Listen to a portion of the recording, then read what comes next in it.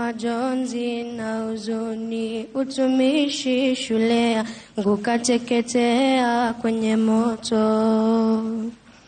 Nakumbuka 6:30 ilianza kwa mayowe, ghafla tukazinduka.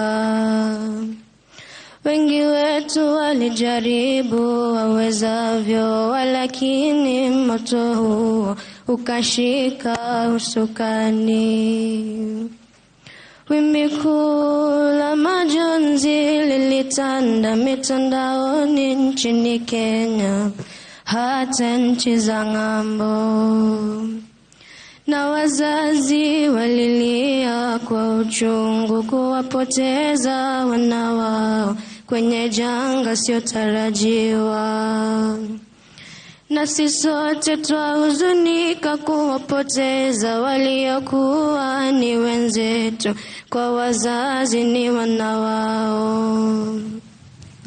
Nami pia na watunuku pole zangu kwa wote mliopatwa na maafa haya makuu.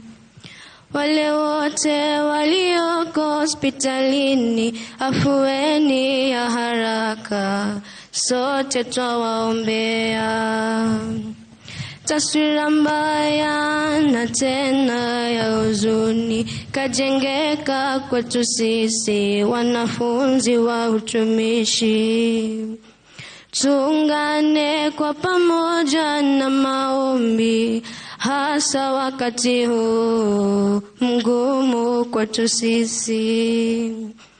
Lililobaki kuwaombea kwa Mola wetu, awalinde, wape faraja katika maisha yenu.